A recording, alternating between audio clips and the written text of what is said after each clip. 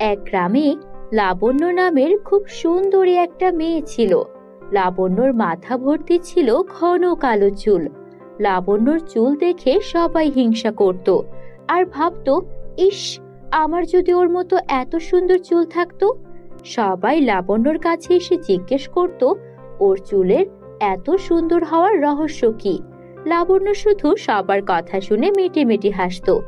আজকে বিকালে লাবণ্যর বাসায় এসেছে ওর খালামণি আর খালামণিদের বান্ধবী। হ্যাঁ রে লাবণ্য, বল না, তোর মাথায় কি দেশ? এত লম্বা চুল কি করে হয়েছে? আমাদের মাথায় শ্যাম্পু, তেল, কন্ডিশনার, হেয়ার প্যাক কত কিছু লাগাই, কিন্তু তারপরে তোর মতো এত সুন্দর চুল হয় না। বল না, বল না, আমরাও তাহলে মাথায় ওসব কিছু মাখবো। বল না, এই তোর ভাগ্নিকে বল আমাদেরকে বলতে। আরে আমি তো ওকে বলি, আসলে ওর মাথায়ও কিছুই লাগায় না, এমনিতে ওর মাথার চুল এত সুন্দর। না না না, এমনি এমনি মাথার চুল এত সুন্দর কখনোই হতে পারে না। এই লাবণ্য, সত্যি সত্যি বল, তুই কোন ব্র্যান্ডের তেল ইউজ করিস আর কোন ব্র্যান্ডের শ্যাম্পু ইউজ করিস, বল দেখি। আহা, আমার প্রিয় খালামণিরা, তোমরা কেন আমাকে বারবার একই প্রশ্ন করো? আমি তো বলছি আমি মাথায় কিছুই ব্যবহার করি না। ওই দেখো না, আমার ড্রেসিং টেবিলের সামনে কিছু আছে। আমি যদি কিছু মাথায় লাগাতাম তাহলে কি তোমরা দেখতে না? আমি তো শুধু মাথায় নারকেল তেল ব্যবহার করি আর ওই ডাব শ্যাম্পু ব্যবহার করি, এতটুকুই, এর বাইরে কিচ্ছু ব্যবহার করি না, প্রমিস। হ্যাঁ হ্যাঁ, জানি জানি, তুই কিছু ব্যবহার করলেও আমাদের বলবি না। তোর সিক্রেট আমাদের বলে দিলে তোর মাথার চুলের মতো সুন্দর চুল সবার হয়ে যাবে না? তখন কি আর তুই সবার থেকে প্রশংসা পাবি? ঠিক আছে, তুই একটা হিংসুটে মেয়ে। এই বলে লাবণ্যর খালামণির বান্ধবীরা রাগ করে চলে যায়। খালামণি, তুমি বলো, আমি মাথায় কিছু মাখি? তোমার বান্ধবীরা কেন শুধু শুধু রাগ করলো? আরে ওদের কথা বাদ দে, চল তোকে আজকে একটা মজার খাবার খাওয়াবো। আমি গতকাল ইউটিউব থেকে শিখেছি, আজকে রান্না করছি। আচ্ছা খালামণি, রান্না করো, আমি অপেক্ষা করছি।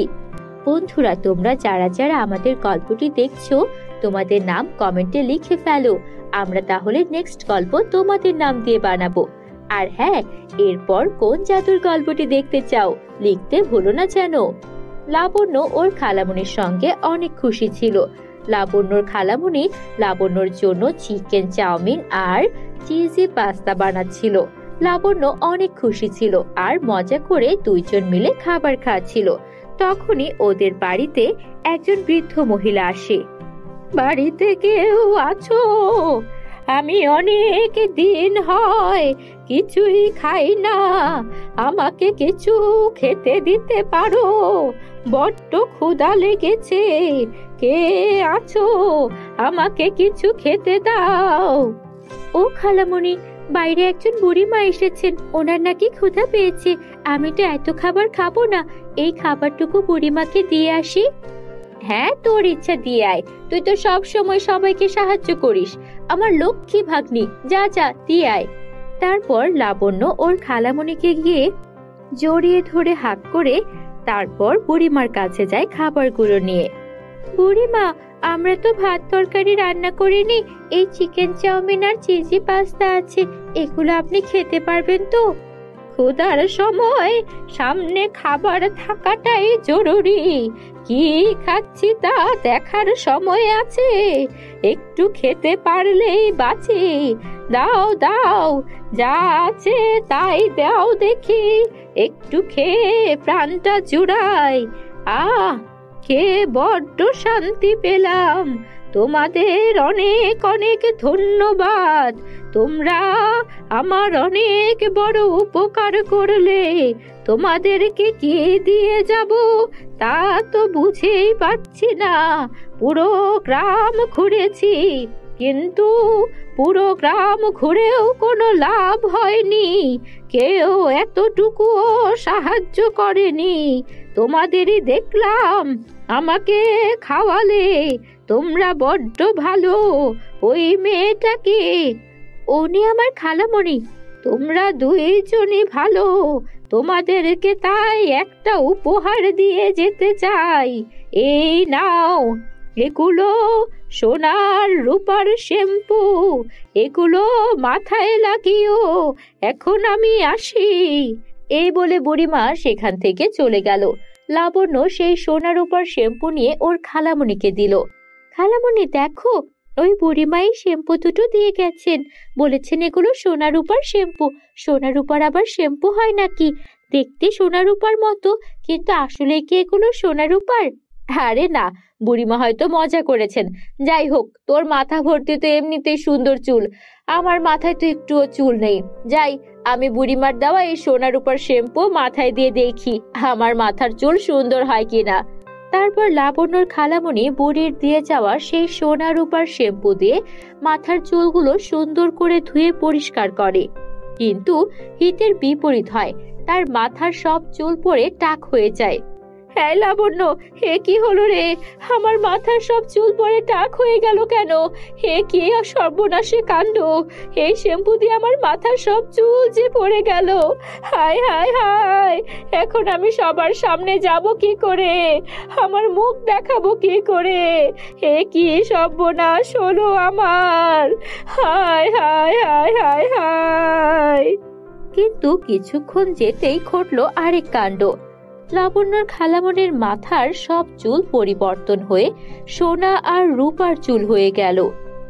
এই, আমার মাথায় এত দ্রুত চুল গজাচ্ছে কি করে রে লাবণ্য? এ কি শ্যাম্পু মাথায় দিয়েছি? খালামণি, তুমি চিন্তা করা বাদ দাও, আর আয়নায় গিয়ে নিজেকে দেখো, তোমার মাথা ভর্তি সোনা রূপার চুল। কি বলছিস? মাথা ভর্তি সোনা রূপার চুল কি করে আসবে? তুই নিশ্চয়ই আমার সঙ্গে মজা করছিস, তাই না? না খালামণি, আমি কোনো মজা করছি না, তুমি নিজে আয়নায় গিয়ে দেখো না। লাবণ্যর খালামণি তার মাথার চুল দেখে অবাক হয়ে গেল। তার মাথা ভর্তি সোনা রূপার চুল। তাই লাবণ্য, বুড়িমা দেখছি জাদুর শ্যাম্পু দিয়ে গেছে রে। এই শ্যাম্পু দিয়ে তুই শ্যাম্পু কর দেখি। লাবণ্য গিয়ে সেই শ্যাম্পু দিয়ে মাথার চুল শ্যাম্পু করলো। ওর মাথার সঙ্গেও সেম ঘটনাই ঘটলো। ওর মাথার সব চুল পড়ে গিয়ে মাথা ভর্তি সোনা রূপার চুল এসে গেল। খালামণি, এই শ্যাম্পু ব্যবহার করেছে আমার মাথার সব চুল সোনার উপর হয়ে গেল। মনে হচ্ছে এই শ্যাম্পু যতবার ব্যবহার করব, মাথার চুল ততবার সোনার উপর হয়ে যাবে। আর এই চুল বিক্রি করে তো আমরা অনেক টাকা পাবো। হ্যাঁ রে লাবণ্য, অনেক টাকা পাবো। চল চল, তাহলে আর দেরি না করি, তাড়াতাড়ি আমরা আমাদের এই চুলগুলো বিক্রি করে ওই টাকা দিয়ে একটা ব্যবসা শুরু করি। তারপর লাবণ্য আর ওর খালামণি মিলে ওদের মাথার কিছু চুল নিয়ে বিক্রি করে সেই টাকা দিয়ে একটা ব্যবসা শুরু করলো। আর এভাবেই ওদের যখনই টাকার দরকার হতো, ওরা শ্যাম্পু দিয়ে শ্যাম্পু করে নিত। আর মাথার চুল সোনার উপর হয়ে গেলে সেগুলো নিয়ে বিক্রি করে অনেক টাকা আয় করে নিত। বন্ধুরা, আমাদের গল্পটি ভালো লাগলে চ্যানেলটিকে সাবস্ক্রাইব করতে ভুলো না যেন। লক্ষ্মীপুর গ্রামে এক বুড়িমা তার দুই নাতি নাতনিকে নিয়ে বাস করতেন। কই রে, কোথায় গেলি? রিয়া আর ফারিয়া, তোদেরকে ডাকতে ডাকতে আমার দিন চলে যায়। একটুও যদি আমার কথা ঠিক মতো শুনতি তোরা। সকাল থেকে বলছি পান্তা ভাতটুকু খেয়ে নে, তারপর স্কুলে যা। কে শুনে তার কথা? বলি, সারাদিন এত ছোটাছুটি করিস কেন? বই খাতা তো হাতেও নিস না। এই যে তোদের এত কষ্ট করে পড়াচ্ছি, তোদের দাদিকে নিয়ে কোনো চিন্তা আছে? আমি আর চেঁচাতে চেঁচাতে আর মুখে ব্যথা করতে পারবো না। ও ঠাকুমা, ওই পান্তা ভাতটুকু তুমি খেয়ে নাও, আমরা খালি পেটে থাকতে পারবো। তুমি তো খালি পেটে থাকলে অসুস্থ হয়ে পড়বে গো। আমরা স্কুলে যাচ্ছি, গেলাম। বন্ধুরা, তোমরা যারা যারা গল্পটি দেখছো, তোমাদের নাম কমেন্টে লিখে জানিও। আমরা নেক্সট গল্প তোমাদের নাম দিয়ে বানাবো। আর হ্যাঁ, তোমরা এরপর কোন জাদুর গল্পটি দেখতে চাও তা লিখতে ভুলো না যেন। রিয়া ও ফারিয়া তার খুবই আদরের দুই নাতনি ছিল। তার ছেলে মেয়ে কলেরায় মারা যায়। তারপর তাদের এই দুই নাতনিদের নিয়েই কোনো রকমের সংসার চলছিল। এভাবে দিন কাটে। রিয়া ফারিয়া ওদের দাদিকে পড়াশোনার পাশাপাশি বাজারে গিয়ে ফুল বিক্রি করে সাহায্য করে। কখনো জঙ্গল থেকে ফুল এনে, আবার কখনো জমিদার বাড়ি থেকে ফুল চেয়ে এনে সেগুলোর মালা বানিয়ে বিক্রি করে কিছু টাকা আয় করে। আর দাদি জমিদার বাড়িতে প্রতিদিন কাজ করে। আর প্রতিদিন কিছু চাল আর সবজি পায়। তা দিয়েই খাবারের টাকা তাদের জোগাড় হয়ে যায়। এভাবেই দিন কাটছিল। বুড়ির অনেক ইচ্ছে তার দুই নাতনি পড়াশোনা করে অনেক ধনী হবে, তখন তার এই স্বপ্ন পূরণ হবে আর সে শান্তিতে মরতে পারবে। কিন্তু বুড়িকে তার দুই নাতনি ভীষণ ভালোবাসতো, তাই সবসময় বুড়িকে আগলে রাখার চেষ্টা করত। নিজেরা না খেয়ে হলেও বুড়ির মুখে খাবার তুলে দিত। এভাবেই দিন যাচ্ছিল। স্কুল শেষে বুড়ির দুই নাতনি বাড়ি ফিরছিল, তখনই ওরা একটা অদ্ভুত জিনিস দেখতে পায়। এই দেখ দেখ, নদীতে কেমন তিনটা হাঁড়ি ভেসে যাচ্ছে। আগে তো এমন দেখিনি। হাঁড়িগুলো কেমন চকচকে, দেখেই মনে হচ্ছে সোনার হাঁড়ি। যাবে নাকি? না না না, ওই হাঁড়ি দেখে লোভ করা যাবে না। শুনেছি এগুলো নাকি কালির হাঁড়ি হয়। কালির হাঁড়ি? সেটা আবার কি? আরে জানিস না, কালি একটা শয়তান পিশাচিনী। ওই পিশাচিনী মানুষকে এমন সোনাদানার লোভ দেখায়। আমরা যদি ওই হাঁড়ির পেছন পেছন যাই, তাহলে পিশাচিনী আমাদের মাথা কেটে রাখবে। চল চল। কে বলেছে পিশাচিনী মাথা কেটে রাখবে? হতেও তো পারে এই হাঁড়িগুলো কোথাও থেকে ভেসে আসছে, এর মধ্যে গুপ্তধন আছে। তোর যেতে ইচ্ছে না করলে তুই যাস না, আমি তো ওই হাঁড়িগুলো ধরবই ধরবো। তারপর রিয়া কোনো কথা না শুনে ওই তিন সোনার হাঁড়ি ধরার জন্য নদীতে ঝাঁপিয়ে পড়ল। আর হাঁড়িগুলো যেদিকে যাচ্ছিল, রিয়াও সেদিকে সাঁতার কেটে যেতে শুরু করে। রিয়াকে একা ছাড়তে ফারিয়ার কিছুতেই মন চাইছিল না, তাই ফারিয়াও কিছু না ভেবেই নদীতে ঝাঁপ দিল আর তারপর রিয়ার পেছন পেছন সাঁতার কেটে যেতে লাগলো। ওরা সাঁতার কেটে কেটে হাঁড়িগুলোর পেছন পেছন এসে অনেক দূর চলে আসে। আর যেখানে গিয়ে হাঁড়িগুলো অদৃশ্য হয়ে যায়, সেখানে ওরা দেখে একটা সোনার বাড়ি আর একটা ঘাসের বাড়ি রাখা আছে। এমন অদ্ভুত বাড়ি দেখে ওরা অবাক হয়ে যায়। ওরা কোনো রকমের সাঁতার কেটে পাড়ে ওঠে। তখন ফারিয়া বলে, এই রিয়া, আমরা কোথায় চলে এলাম? এমন অদ্ভুত জায়গা, তার উপর এখানে সোনার আর ঘাসের বাড়ি। আমাদের পুরো গ্রামে তো কোথায় এমন বাড়ি নেই। আর এই বাড়ির মধ্যে তো মনে হচ্ছে না কোনো মানুষ আছে। তোর কথা ভেবে আমি তোর পেছন পেছন এসে কি বিপদে পড়লাম কে জানে। এই, তোকে আমি আসতে বলেছিলাম, এসে যখন পড়েছিস চুপচাপ থাক। আমি এসেছি এখানে কি আছে দেখার জন্য। দেখলি না হাঁড়িগুলো কেমন হাওয়ায় মিলিয়ে গেল? ওই হাঁড়িগুলো এই জন্য আমাদের দেখা দিয়েছিল যেন আমরা এখানে আসি। চল এখন কোনো কথা না বলে বাড়ির ভেতরে ঢুকি। আমি ওই সোনার বাড়ির ভেতরে ঢুকছি, তুই এই ঘাসের বাড়ির ভেতরে ঢোক আর দেখ এর ভেতরে কি আছে। তারপর রিয়া ও ফারিয়া দুই বোন দুই বাড়ির ভেতরে প্রবেশ করলো। রিয়া প্রবেশ করলো সোনার বাড়িটার ভেতরে, আর ফারিয়া প্রবেশ করলো সেখানে থাকা ঘাসের বাড়ির ভেতরে। সোনার বাড়ির ভেতরে প্রবেশ করে রিয়া যা দেখলো, ওর চক্ষু চড়ক গাছ। পুরো বাড়িটা ভর্তি সোনা দানা হিরে জহরত সব রয়েছে, কিন্তু কোনো মানুষ নেই। এটা দেখে রিয়া অবাক হয়ে গেল। এমন একটা বাড়ি যেখানে কোনো মানুষ নেই আর এত এত ধন সম্পত্তি। কিন্তু সে হঠাৎ খেয়াল করলো সেখানে একটা খাঁচার মধ্যে পাখি বন্দি করে রাখা আছে। রিয়া পাখিটার কাছে গেলেই পাখিটা বলতে শুরু করলো, আমাকে ছেড়ে দাও, ছেড়ে দাও। আমাকে এখানে বন্দি করে রাখা হয়েছে। আমাকে ছেড়ে দাও।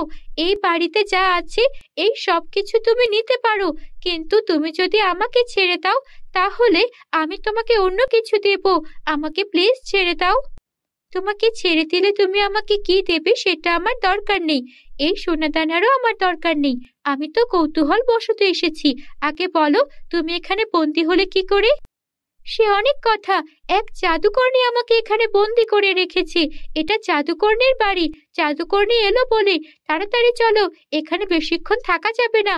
জাদুকর্ণী নিশ্চয়ই তোমাদেরকেও ওই তিন হাঁড়ি দেখিয়ে লোভে ফেলে এখানে এনেছে।